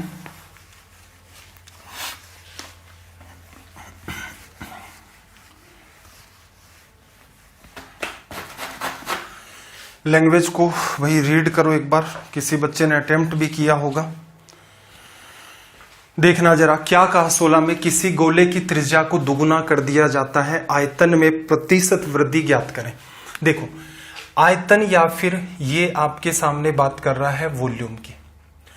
आयतन दो कैटेगरी में है यहां पर, कि पहले कितना आयतन था और बाद में कितना हो गया। क्लियर। अब ऐसे सवालों में एग्जैक्ट वैल्यू ना निकाल करके क्या कर लो, अनुपात निकाल लो। क्लियर। अनुपात जब निकल जाएगा तो ये जो रिजल्ट आपसे पूछ रहा है इसको बताना आसान है। अब देखना जरा, पहले जब आप आयतन लिखेंगे तो क्या लिखेंगे, 4/3 पाई, कोई त्रिज्या होगी आपकी उसका क्यूब। बाद में जब आप आयतन लिखेंगे तो क्या लिखेंगे, 4/3 पाई, और यहां कोई त्रिज्या जो बाद में हो गई। एक कॉमन सेंस लगाओ, ये 4/3 पाई अनुपात जब लेंगे तो आपस में कट गया। यहां क्या आनी है, त्रिज्या पहले, यहां क्या आनी है, त्रिज्या पहले। अब इसने क्या कहा, त्रिज्या को दुगुना कर दिया। अब दुगुना जब आपने शब्द सुना तो दिमाग में सबसे आसान बात क्या आई, आसान बात यह आई कि भाई जो 1 था उसको 2 बना दिया। दुगुने का मतलब क्या होता, जो चीज 1 थी उसको 2 बना दिया। सबसे आसान तो यही है। बाकी आपका मन करे तो ऐसा भी कह सकते हो, जो 5 था उसको 10 बना दिया। सबसे आसान बात यह है कि 1 को 2 बना। इसका मतलब पहले त्रिज्या 1 थी, 1 का क्यूब, और बाद में त्रिज्या कितनी हो गई, 2, तो 2 का क्यूब। ठीक है। अब मेरे हिसाब से देखो, एग्जाम में क्या नहीं लिखना था, आपको पता है, वही गोला चलना है, पहले वाले की बाद के साथ तुलना करनी है। गोले का आयतन लिखोगे, 4/3 पाई पहले भी आएगा बाद में भी आएगा, कट जाएगा। बचेगा क्या अनुपात में, पहले त्रिज्या उसका क्यूब, बाद में त्रिज्या उसका क्यूब। पहले वाली त्रिज्या 1 मानी तो 1 का क्यूब 1, बाद वाली त्रिज्या इससे जस्ट दुगुनी है, 2 का क्यूब कितना, 8। तो एग्जाम में ये सवाल यहां सोल्व होता है ऐसे। ये सारी चीजें इसलिए समझा रहा हूं कि चीजें पहले दिमाग में तो जाए, कि मान लो किसी बच्चे की ये चीज एकदम ऊपर से चली गई। बिल्कुल ये संभावना बनती है भाई ऐसे, कि पुलिस कांस्टेबल की तैयारी कर रहा है कोई बच्चा और उसके ऊपर से चली गई, कोई जेल प्रहरी की तैयारी कर रहा है, पटवारी की कर रहा है, हो सकता है चीजें ऊपर से चली जाए। तो इसलिए एक तरीका अपने पास ये रहता है कि जो हमने समझा है उसको कैसे यूटिलाइज करोगे। ये चीज पकड़ में आ गई तो एक बात आपको हमेशा और बताई जाएगी कि एग्जाम में कैसे डील कर सकते थे। अब देखो, पहले आयतन 1 था, अब कितना हो गया, 8, कितना बढ़ा भाई, 7। कितने की वृद्धि हुई भाई, 7 की। किसके आधार पर, मूल आयतन 1 था। किसी भी भिन्न को प्रतिशत में बदलना है, किसी भी भिन्न को प्रतिशत में बदलना है, गुणा कर दो 100 से, तो कितना बना भाई, 700% लिखा जा सकता है। अब यहां पर बात नोट करना, क्या क्या सवाल हो सकता है। सवाल नंबर 1 कि कितने प्रतिशत की वृद्धि हुई, जो आपके सामने है। एक सवाल क्या बना, कितने प्रतिशत की वृद्धि हुई। यहां लिख देता हूं मैं एक सवाल, कितने प्रतिशत की वृद्धि हुई। सवाल नंबर 2 ये हो सकता था, ये कितने गुना हो गया। तो एक बात बताओ, 1 से 8 है, कितने गुना हो गया भाई, आयतन 8 गुना हो गया। एक सवाल आपसे ये पूछ सकता है। तीसरा सवाल ये भी पूछ सकता है कि ये मूल आयतन का कितने प्रतिशत हो गया। ये बात है, मूल आयतन जो था कितने प्रतिशत की वृद्धि हुई। आपसे पूछ सकता है मूल आयतन का कितने प्रतिशत हो गया। मूल आयतन कितना भाई 1, हो कितना गया है 8, प्रतिशत में बदलना है गुना 100, तो मूल आयतन का कितना हो गया 800%। 3 संभावनाएं बनी। ध्यान रखना कितने प्रतिशत की वृद्धि को बताना है। कितने गुना, तो 1 को 8 बनाया, किससे गुणा किया 8 से, तो 8 गुना। ये मूल आयतन का कितने प्रतिशत हो गया है, वृद्धि ने कितना हो गया है, ये 8 हो गया है। मूल जिसके साथ तुलना कर दी, नीचे रखते हैं हमेशा बेस वैल्यू गुणा में 100। तो ये इस सवाल की संभावनाएं बन रही थी। ऐसे ऐसे वो आपसे पूछ सकता है। सवाल नंबर 17 पर मूव कर देते हैं भाई। Question number 17। ध्यान से एक एक सवाल के नोट्स बनाते हुए चलना। 90 दिन है। अगर आप इन क्लासेस को, मैं पहले भी कह चुका हूं, आप डेडिकेशन दिखाएंगे। देखो एक तो स्टडी आईक्यू आपके लिए क्या कर सकता था, तो भाई देखो स्टडी आईक्यू ने फ्री के अंदर आपके लिए कोर्स लॉन्च किया। इससे पहले आपका आंदोलन चला, सबने सपोर्ट किया। बहुत सारे लोग थे जिन्होंने नहीं सपोर्ट किया, ठीक है, ऐसे भी हैं भाई, बहुत से लोग हैं। आप देखो आसपास बहुत सारे बड़े बड़े चैनल भी आपको मिल जाएंगे, बहुत बड़े बड़े टीचर भी आपको मिल जाएंगे जिनका ठीक नाम है, जिनको लोग जानते हैं उस हिसाब से बड़े। क्या उन्होंने सपोर्ट किया? तो बहुत सारे लोगों ने नहीं किया भाई, कोई बात नहीं किया। तो जिन्होंने किया स्टडी आईक्यू उनमें एक था। और मेरे ख्याल से स्टडी आईक्यू के जितने भी एजुकेटर हैं उनके आप ट्विटर हैंडल जाकर के देखो, इतने धड़ाधड़ हर 10-10 मिनट के अंदर एक एक ट्वीट आ रहा था, उनका रिप्लाई आ रहा था, रीट्वीट्स आ रहे थे। तो स्टडी आईक्यू आपके साथ इस आंदोलन में शामिल था डे 1 से। स्टडी आईक्यू ने आपके लिए फ्री कोर्स भी लॉन्च कर रखा है। पढ़ाने का तरीका आपको पता चल गया होगा। आपके आसपास कोई बच्चा पेड भी पढ़ रहा है, मैं ये नहीं कह रहा कि वो गलत है भाई। पेड कर कोई टीचर अपना कोर्स निकाल रहा है तो उस टीचर को अपना घर भी तो चलाना होगा। तो इसका मतलब जायज सी बात। और ऐसा भी नहीं है कि वो टीचर आपसे ये कह रहे हैं कि इस कोर्स के लिए मैथ पढ़ोगे 10,000 रुपए। इतनी रेट मांगते हैं, 500, 700, 1000, 1200, 1500, जितनी भी रेट आपकी चलती है। क्लियर है? तो उनको भी तो अपना काम करना होता है। लेकिन मैं आपसे ये कह रहा हूं कि स्टडी आईक्यू ने आपके लिए फ्री ऑफ कॉस्ट ये कोर्स लॉन्च किया है। 90 दिन तक चलेगा। पढ़ाने का तरीका आपको पता चल जाएगा। आप गिने चुने मेरे कहने से 10 क्लास लें। कोई भी बच्चा आपके आसपास पढ़ाई कर रहा है, अपने चैनल से नहीं कर रहा है, तो आप उसके साथ कंपेयर करके देख लें एक बार कि यार आप मेंसुरेशन में क्या पढ़ रहे हो और आपने क्या पढ़ा है। आपको तुरंत अपना जवाब मिल जाएगा। इसके बाद कब वैकेंसी आएंगी, कब नहीं आएंगी, क्या होगा, जीडीपी इतनी डाउन चली गई है। और बहुत सारे इस टाइप के नोटिफिकेशन भी आ रहे हैं कि कुछ वैकेंसीज को खत्म किया जाए। रीजन क्या, बर्डन बहुत बढ़ रहा है। इतना पैसा कहां से लाए सरकार, तुरंत तो आ नहीं पाएगा। तो कितने साल बाद आएंगी, क्या आएंगी। इसलिए मेरी आपसे रिक्वेस्ट है, दिन के 24 घंटे हैं, 12 घंटे में आपको सोना है, खाना है, पीना, जो भी है काम करते रहो। अपने बचे हुए 12 घंटे, 12 भी छोड़ो, 10 घंटे बचे हुए, उनके अंदर 1 घंटा तो मुझे आप मैथ्स का दे दो। डेली 6 से 7 बजे आप अटेंड किया करें क्लास को। कमेंट के अंदर किसी भी टाइप की हवाबाजी नहीं करनी है कि कौन क्या कर रहा है। बहुत सारे ऐसे कलाकार भी जो कह रहे हैं कि सर ये तो नकली बात है, रेलवे का बैच है, एकदम नकली पढ़ाऊंगा। ठीक है, आपको ये लगता है कि 5-10 जैसे मेंसुरेशन पूरा हुआ, फिर आप ऑब्जर्व करें क्या सर आपने क्या पढ़ाया, आपके अंदर इंप्रूवमेंट क्या महसूस हुआ। तो उन चीजों को बाद में ऑब्जर्व करना है। चैप्टर स्टार्ट किया, उसको पढ़ने का एक तरीका होता है। कमेंट में एक्टिव ना रहें। बहुत सारे बच्चे मैंने ऑब्जर्व किया है कि कमेंट के अंदर लगे रहते हैं। अगर मैं ये क्लास लाइव लेता तो भी यही रहता कि मैं कमेंट नहीं देखता। प्रीमियर इसीलिए लगवाया जाता है कि मेरा प्राइम फोकस है आपको कंटेंट डिलीवर करना। जिस बच्चे को ये चाहिए कि भाई टीचर वहां भी वैसे ही पढ़ाएगा, प्रीमियर में भी वैसे ही पढ़ा रहा है, तो जो सिंसियरिटी के साथ पढ़ना चाह रहे हैं उनके लिए सबसे बेस्ट है। आपका कोई इश्यू है, चैप्टर अच्छा लग रहा है, नहीं लग रहा है, क्या सुधार करें, किसी भी टाइप का, क्लास खत्म हो कमेंट कर दो, उन कमेंट्स को मैं देख लूंगा। तो ये आपकी एक रणनीति होनी चाहिए। कहीं से भी आप कंपेयर कर सकते हैं। 8 से 10 क्लास आप एटलीस्ट अटेंड करें, जिससे आपको पता चल जाएगा कि किस स्तर का आपको पढ़ाया जाता है। सवालों का लेवल, समझाने का तरीका, दोनों ही चीजों को ऑब्जर्व करना।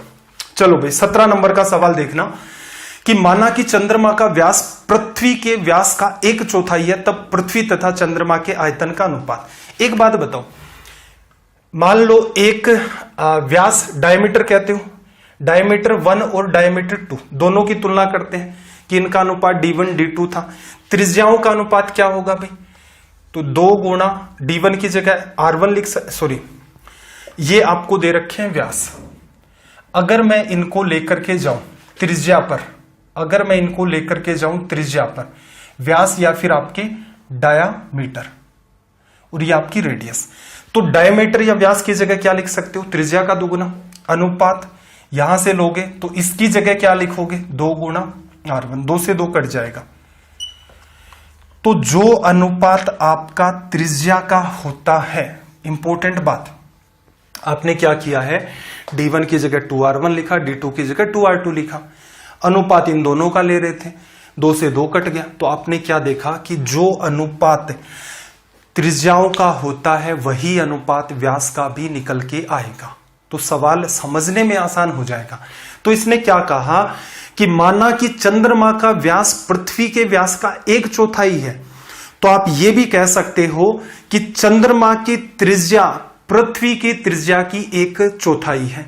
रीजन जितने भी फॉर्मूले उसमें हम लोग क्या करते हैं, त्रिज्या काम में लेते हैं, ठीक है। तब पृथ्वी और चंद्रमा के आयतन का अनुपात देखो, पृथ्वी और आपका चंद्रमा। अब एक बात बताओ, दोनों ही गोले हैं, तो 4/3 पाई R3, 4/3 पाई R3, 4/3 पाई दोनों तरफ कटेगा, कई सवालों में बता दिया। इधर इसकी त्रिज्या, इधर इसकी त्रिज्या। आपको मैंने क्या कहा था, जो अनुपात त्रिज्या का वही व्यास का, या जो व्यास का वही त्रिज्या का, दोनों चीजें लिख करके बता दी कि D1 की जगह ये लिखो, D2 की जगह ये लिखो, तो यहां जो अनुपात है वो R1 अनुपात R2 बनेगा। तो आप क्या करो भाई, पृथ्वी की जो त्रिज्या है उसका 1/4, तो सबसे आसान संख्या है, पृथ्वी की त्रिज्या 4, तो चंद्रमा की त्रिज्या 1, लेकिन आपको पता है त्रिज्या का क्यूब, इधर भी क्यूब, तो अनुपात क्या हो गया, 64/1 लिखा जा सकता है। जिस बच्चे को कंफ्यूजन हो रहा है वो ऐसा कर दे कि भाई इसका आयतन ये होगा, इसका आयतन ये होगा, ये वाला पार्ट आपस में कट जाता अनुपात में, ये चीजें बचेंगे। क्लियर है। किसी बच्चे को फिर भी कंफ्यूजन हो रहा है तो ऐसा कर लो भाई, पृथ्वी का कोई व्यास मान लो, जैसे पृथ्वी का व्यास आपने 8 ले लिया, ठीक है। चंद्रमा का व्यास कितना होगा, इसका 1/4, 2 हो गया। यहां आपको क्या रखनी है, त्रिज्या, त्रिज्या क्या हो जाएगी 4, यहां कितनी त्रिज्या 1। तो ऐसे भी कर सकते हो नंबर मान के, बस बेटर क्या रहेगा, ये चीज बार बार काम आती है कि जो अनुपात त्रिज्या का होता है वही का वही अनुपात आपका व्यास का भी लिखा जाता है। अगले सवाल पर आ जाते हैं। क्या कहा कि 2 गोलों की त्रिज्याओं का अनुपात 1/4 है, उनके पृष्ठीय क्षेत्रफल का अनुपात ज्ञात करो। 2 गोलों की त्रिज्याएं हैं आपके सामने और उनका अनुपात 1/4 है, उनके पृष्ठीय क्षेत्रफल का अनुपात। तो देखना जरा, आप क्या लिखते हो भाई, आयतन लिखोगे, पृष्ठीय क्षेत्रफल 4 पाई R1 का स्क्वायर अनुपात 4 पाई R2 का स्क्वायर। 4 पाई से 4 पाई कटेगा, कट जाएगा ना, यही तो होता है पृष्ठीय क्षेत्रफल। त्रिज्या पहले वाली उसका स्क्वायर, त्रिज्या दूसरे वाली स्क्वायर। अब ये कॉमन सेंस पहले भी लगा सकते थे कि भी दोनों ही तरफ पृष्ठीय क्षेत्रफल है, 4 पाई से 4 पाई कट जाएगा, इसकी त्रिज्या 1, 1 का स्क्वायर 1, इधर त्रिज्या आपकी 4, 4 का स्क्वायर 16। तो ये सीधे सीधे आपका रिजल्ट क्या बन गया, 1/16 लिखा जा सकता है। चलो भाई सवाल नंबर 19 की बात कर देते हैं। क्वेश्चन नंबर 19 देखो, गोले ए और गोले बी की त्रिज्याएं क्रमशः कितनी है, 40 और 10 सेंटीमीटर। पृष्ठीय क्षेत्रफल ए और बी है, उसका अनुपात बताना है। फिर देखना 4 पाई 4 पाई, इधर भी आएगा इधर भी आएगा, आपस में कट जाएगा। इधर क्या बना भाई, त्रिज्या कितनी थी आपकी 40, 40 का स्क्वायर। इधर त्रिज्या कितनी 10, तो यहां 10 का स्क्वायर। ये 400 बना, ये 100 बना, 2 जीरो गायब कर दिया, तो कितना बना 4/1 लिखा जा सकता है।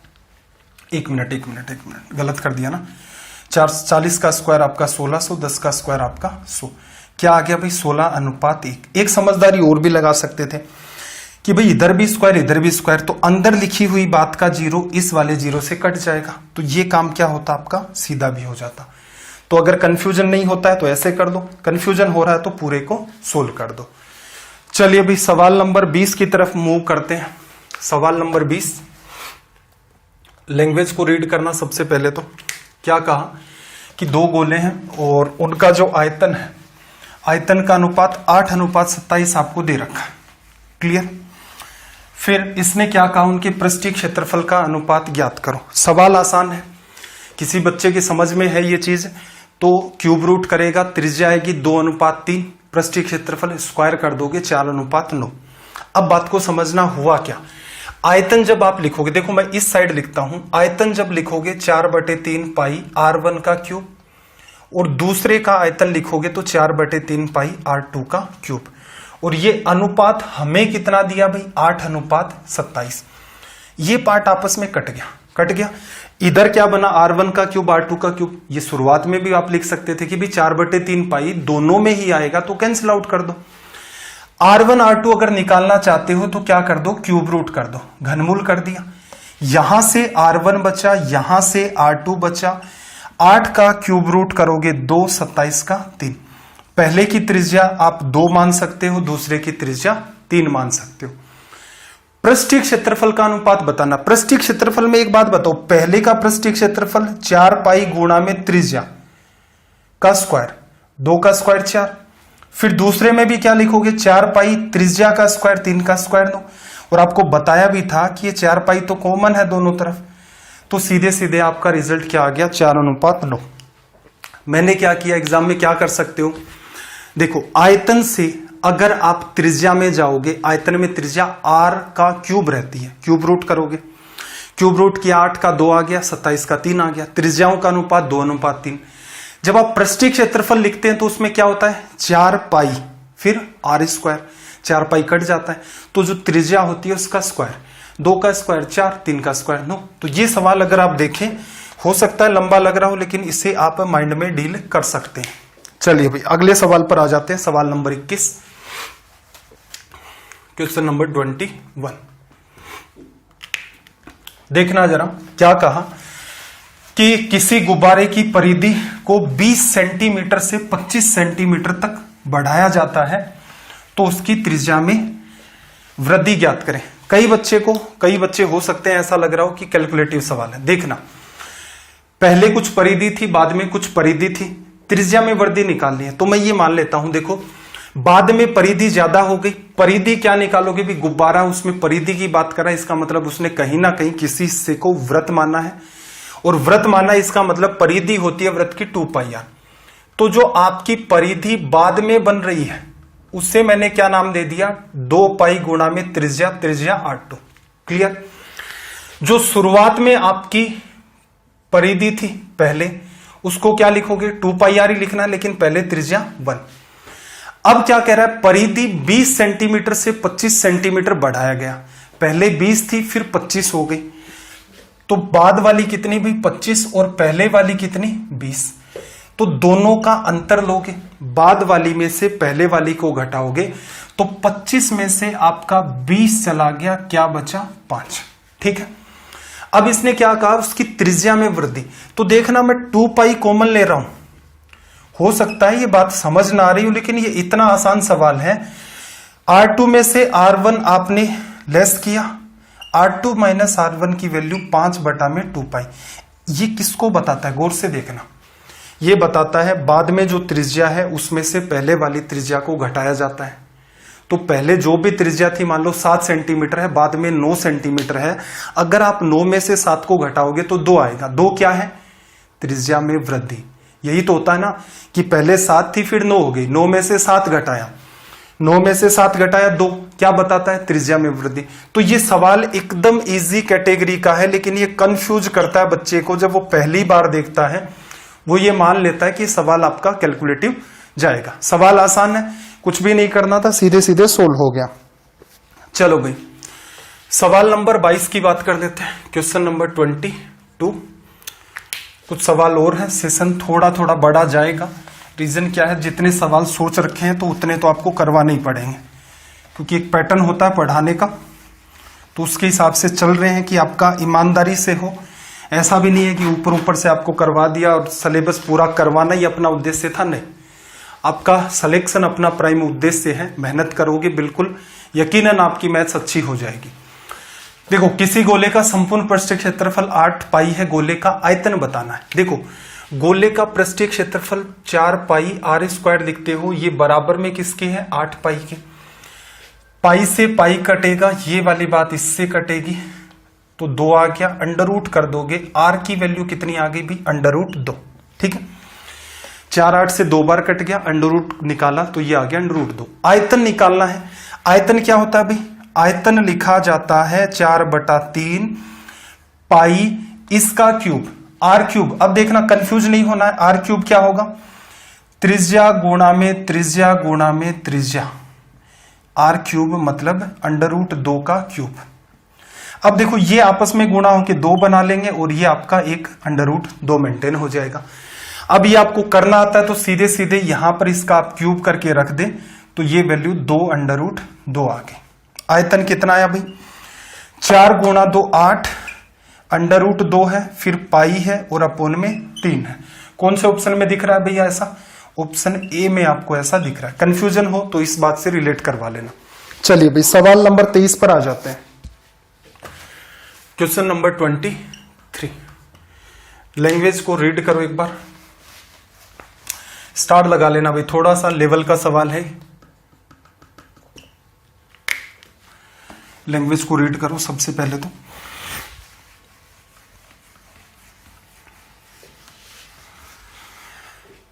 क्वेश्चन की लैंग्वेज आई होप पढ़ ली होगी आपने। देखना, यदि एक गोले की त्रिज्या 2 सेंटीमीटर बढ़ जाती है तो इसका पृष्ठीय क्षेत्रफल या सतह का क्षेत्र जो है 352 बढ़ जाता है।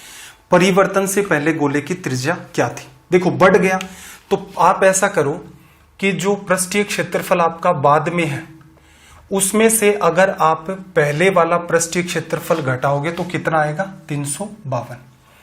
बाद में कुछ हो गया, पहले कुछ था, दोनों का अंतर 352, क्योंकि पहले से 352 आगे बढ़ चुका है। ठीक है, अब एक बात बताना, त्रिज्या कितनी बढ़ी? त्रिज्या 2 सेंटीमीटर बढ़ी। अगर आप इसका पृष्ठीय क्षेत्रफल लिखेंगे तो 4 पाई, त्रिज्या मैंने क्या मान ली? आर स्क्वायर हो गया। यहां पर भी मुझे पृष्ठीय क्षेत्रफल लिखना है तो 4 पाई, त्रिज्या क्या लिखूं भाई? त्रिज्या 2 बढ़ गई है, ये लो लिखा। अब इन दोनों का अंतर कितना आएगा आपका? 352। तो असल में ये वाली बात थी। अंडरस्टैंडिंग बिल्कुल आसान है। बाद में पृष्ठीय क्षेत्रफल में से पहले पृष्ठीय क्षेत्रफल, पहले मूल त्रिज्या आर मान लो, बाद वाली 2 बढ़ चुकी है, अंतर 352 दे रखा है। परिवर्तन से पहले मतलब ये मूल त्रिज्या ही आपको निकालनी है। अब देखो 4 पाई कॉमन आया तो मैंने क्या लिखा? 4 पाई कॉमन ले लिया तो यहां 22/7 लिख देता हूं। क्या किया है भाई? 4 पाई को कॉमन ले लिया। ब्रैकेट में क्या बचा है डिटेल में बता देता हूं एक बार। ये वाली बात आपकी बच गई और इधर कितना है? 352। कट रहा है क्या? 22 से काट सकते हो मेरे ख्याल से। 22 से काटोगे एक बार, 13 बचा 132, 6 बार, और ये वाला पार्ट कटेगा इससे 4 बार। अब थोड़ा सा ध्यान से समझना, देखो जब आप r+2 का स्क्वायर खोलोगे, अलजेब्रा के अंदर ये फॉर्मूला पढ़ेंगे हम लोग, a + b का होल स्क्वायर होता है a का स्क्वायर प्लस b का स्क्वायर प्लस 2 गुणा a गुणा b। स्क्वायर करोगे r स्क्वायर, 2 का स्क्वायर 4, फिर 2 गुणा r गुणा में 2 और माइनस का इधर r स्क्वायर, ये 7 इधर जाकर के 28 बन चुका है। r स्क्वायर से r स्क्वायर कट गया, ठीक है। ये 4 इधर गया, 28 में से लेस कर दिया 24, और ये 4 इधर मेंटेन रह गया। फिर 4 से भाग दे दोगे, 6 आ गया। r की वैल्यू कितनी आ गई? 6। ये रिजल्ट। जिस बच्चे का अलजेब्रा थोड़ा सा ठीक है उसे पता है r स्क्वायर से r स्क्वायर कट गया, रिमेनिंग पार्ट लिखेगा तो ये जो लाइन है ये अनवांटेड है अपनी, ये भी हटा सकता है। कई बार बच्चे ऑप्शन का सहारा लेते हैं, जैसे ये 7 गुणा 4 28 बन गया। r की क्या वैल्यू रखें? ऑप्शन में जैसे ये रखा 3 रखी तो 5 का स्क्वायर माइनस 3 का स्क्वायर, 28 नहीं बना। ये 7 इधर जाने के बाद है। 4 रखा, 4 + 2 6 का स्क्वायर, 36 में से 4 गुणा 4 16, नहीं बना 28। 5 + 2 7 का स्क्वायर में से 25, 5 का स्क्वायर लेस करोगे, बिल्कुल आपका ये सीधे सीधे 28 मेंटेन हो रहा है। सॉरी 28 कहां मेंटेन हो रहा है? 49 में से 25 चला गया, 28 मेंटेन नहीं हुआ, 24 ही बना। तो ऑप्शन डी वैसे भी करेक्ट होगा। तो जो आपको कन्वीनियंट लगे सीधे सोल्व भी कर सकते हो, बाई ऑप्शन की हेल्प भी ले सकते हो। सवाल थोड़ा सा लेवल का है, एग्जाम में तो उम्मीद नहीं है, लेकिन फिर भी देखो कर लेना। क्योंकि कोई सवाल इस टाइप का आ जाएगा जो थोड़ा सा कॉन्सेप्ट वाला है और कैलकुलेशन भी मान सकते हो कई सवालों में होती है, उस वजह से भी वो ठीक लेवल के कहलाते हैं। तो एक बहुत बड़ी भीड़ है जिसने फॉर्म डाला है, उसको सिस्टमेटिक तैयारी से कोई लेना देना नहीं है, तो उन बच्चों से तो आप तुरंत आगे हो जाएंगे, क्योंकि या तो वो उसको गलत करेंगे या उसमें टाइम किल करेंगे या उसको छोड़ेंगे। आगे देखना क्या कहा, 8 सेंटीमीटर त्रिज्या वाले गोले को पिघलाकर 64 बराबर गोलों में बांटा गया। बड़े गोले और छोटे गोले के पृष्ठीय क्षेत्रफल का अनुपात देखना जरा। 8 सेंटीमीटर त्रिज्या का गोला है, आयतन क्या होगा भाई, 4/3 पाई 8 का क्यूब। आपको क्या सिखाया था, एक गोला 64 छोटे छोटे गोलों में विभाजित किया, क्या सेम रहेगा, आयतन, पीछे देख चुके हैं। तो ये बड़े गोले का आयतन बराबर किसके होगा भाई, 64 छोटे गोले, छोटों गोलों में क्या होगा, 4/3 पाई आर क्यूब लिख सकते हैं। 4/3 पाई से 4/3 पाई कट गया। अब मैं क्या कर रहा हूं, इसका क्यूब रूट। क्यूब रूट क्यों कर रहा हूं भाई, मुझे चाहिए आर। देखना लेफ्ट साइड में, एक एक बात को समझो, लेफ्ट साइड में 8 का क्यूब है, क्यूब रूट करने से क्या बचेगा, 8। ये 64 इसके नीचे चला गया और क्यूब रूट करना है तो नीचे क्या आ जाएगा, 4। 4 गुणा 4 गुणा 4 64 होता है, आर क्यूब की वजह से आर आ गया। तो ऐसा नहीं है, इनको आपस में काटोगे तभी बात बनेगी। 8 में 4 का डिवीजन कर दिया 2। अब क्या कह रहा है, बड़े गोले छोटे गोले के पृष्ठीय क्षेत्रफल। बड़े गोले का पृष्ठीय क्षेत्रफल 4 पाई गुणा त्रिज्या का स्क्वायर अनुपात छोटे गोले का क्षेत्रफल 4 पाई और 2 का स्क्वायर। 4 पाई तो 4 पाई कट गया, क्लियर। 8 गुणा 8 64, 2 गुणा 2 4, 4 का भाग दे दोगे, अनुपात क्या बना, 16:1। ये आपका रिजल्ट हो गया। फिर देखना अगला सवाल, सवाल नंबर 25। ठीक है, सेशन कोई इस बात का स्ट्रेस नहीं लेना, मैं आपको पहले भी कह चुका हूं, 100+ घंटे क्लासेस चलेंगी, कोई फर्क नहीं पड़ेगा। 15 मिनट ज्यादा भी पढ़ लेंगे। रीजन क्या है, अपना उद्देश्य ये है कि जितना अपने पास टाइम बचा हुआ है उसके अंदर चीजों को कंप्लीट करवाएं, एकदम ईमानदारी से करवाएं, क्योंकि स्क्रीन के आप दूसरी तरफ हो और मैं दूसरी तरफ हूं और मेरी तरफ जिम्मेदारियां बहुत ज्यादा हैं। तो ईमानदारी से भी पढ़ना है, अपने को रिलेवेंट भी पढ़ना है। कि बहुत सारे बच्चे हैं भाई, सेशन देखते हैं, इतने दिनों से पढ़ रहे हैं, हो सकता है ऐसे भी मैसेज कई सारे आ चुके हैं कि आप ही हमारा सहारा हो। तो बहुत सारे बच्चे अपने अपने टीचर को चूज करते हैं, तो मेरा उद्देश्य यह है कि इन चीजों को ईमानदारी से करवाऊं। तो 10-15 मिनट बिल्कुल सेशन आपके ऊपर चले जाएंगे, किसी दिन 20 मिनट भी चले जाएंगे, किसी दिन हो सकता है 55 ही मिनट में सेशन खत्म हो जाए। तो इस बात का ध्यान रखना, तनाव नहीं लेना आपको। देखो अर्धगोले की त्रिज्या कितनी भाई, 28। अर्धगोले का कुल पृष्ठीय क्षेत्रफल, अर्धगोले का कुल पृष्ठीय क्षेत्रफल कितना, 3 पाई आर स्क्वायर। ठीक है, लिखते हो, पीछे पढ़ चुके हैं। त्रिज्या कितनी है भाई, 28 है। और कुल पृष्ठीय क्षेत्रफल देखना, 3 गुणा में जब त्रिज्या 28 है, 7 होगी 154 क्षेत्रफल, पाई आर स्क्वायर की वैल्यू, 14 होगी 616, 21 होगी तो 1386 और 28 होगी तो 2464, 2464। ये आपको करना था, गुणा कर दो, 4 3 12, 6 3 18 और 1 19, 4 3 12 और 1 13, 3 दूनी 6 और 1 ये 7392। ये रिजल्ट हो गया। किसका यूज किया है, कई बच्चों के जो अभी अभी जुड़े होंगे, ऊपर से चला गया। पिछले सेशन में टेबल पढ़ाई थी, उस पर बेस सवाल थे, कैसे यूज होता है, कैसे करना है, तो पहले सेशन से देखें। सवाल नंबर 26, लैंग्वेज को रीड करो भाई। सवाल नंबर 26 में क्या कहा कि 2 गोलों के पृष्ठीय क्षेत्रफल का जो अनुपात है वो 4:9 है, आयतन का अनुपात। ये सवाल आसानी से हो जाते हैं। पृष्ठीय क्षेत्रफल में देखो 4 पाई से 4 पाई कट जाता है, त्रिज्या 1 का स्क्वायर, त्रिज्या 2 का स्क्वायर, त्रिज्याओं का स्क्वायर 4:9 है। त्रिज्याएं निकालनी है, R1 अनुपात R2, अंडरूट करोगे 2:3। आयतन जब निकालोगे तो क्या करोगे, 4/3 पाई त्रिज्या का क्यूब, 4/3 पाई त्रिज्या का क्यूब, 4/3 पाई कट जाता है। तो जो त्रिज्याएं हैं उनका क्यूब ही करना है। त्रिज्या आपने निकाल ली, 2:3 में है, क्यूब करोगे 2 का क्यूब 8, 3 का क्यूब 27। तो रिजल्ट क्या हो गया, 8:27। थोड़ा सा बता देता हूं, देखना। पहले वाले की त्रिज्या R1 पृष्ठीय क्षेत्रफल, दूसरे वाले की त्रिज्या R2 तो पृष्ठीय क्षेत्रफल, ये लिखा। क्या दिया, 4:9। 4 पाई से 4 पाई कट गया, अंडर रूट कर दो। रीजन क्या है, त्रिज्याएं निकालेंगे तभी आयतन निकल पाएगा। अंडर रूट करोगे 2:3, पहले की त्रिज्या 2 मानी, दूसरे की त्रिज्या 3 मानी। आयतन जब आप लिखेंगे तो आपको भी पता है कि लेफ्ट साइड में भी 4/3 पाई और राइट साइड में भी 4/3 पाई आता है, ये कट जाएगा। इसे लिखने की नीड नहीं थी। पहले की त्रिज्या 2, 2 का क्यूब, दूसरे की त्रिज्या 3, 3 का क्यूब, 2 का क्यूब 8, 3 का क्यूब 27। पृष्ठीय क्षेत्रफल से त्रिज्या पर गई, अंडर रूट किया, 2:3 आ गया। आयतन पर जाना है, त्रिज्या का क्यूब होता है, 2 का क्यूब 8, 3 का क्यूब 27, बाकी चीजें कट जाती हैं। तो ये होती है कि सोल्व करने की अप्रोच, इनको माइंड में आप डील कर सकते हैं। तो यहां पर अपना सेशन कंप्लीट हो गया। 1-2 जरूरी बातें, एक तो स्टार्टिंग के अंदर अगर आप देखोगे तो मैंने आपको टेलीग्राम चैनल बताया है, उसके ऊपर आपको पीडीएफ नोट्स ये सब कुछ मिलेगा। सेशंस अगर आप शेयर करेंगे ज्यादा से ज्यादा, क्योंकि किसी ना किसी बच्चे की तो भाई आपके आसपास है, उसे समझाएंगे, उसकी हेल्प हो जाएगी। उसे ये तो कह सकते हैं कि भाई सर की 10 क्लासेज ही पढ़ लो। अगर आप ज्यादा से ज्यादा सेशंस को शेयर करेंगे तो मैं आपको बिल्कुल पैरेलल के अंदर लगभग 8 से 10 घंटे का एक वीडियो और तैयार कर दूंगा, 2 हिस्सों में, एक अर्थमेटिक का, एक एडवांस का, जिससे आप एग्जाम से 2 या 3 दिन या 4 दिन पहले कंप्लीट मैथ्स को रिवाइज कर सकें। कब होगा ऐसा, सेशंस को आप शेयर करेंगे। शेयर किया या नहीं किया कैसे पता चलेगा, भाई व्यू देख करके ऑटोमेटिक पता चल जाएगा। ये आपका काम है।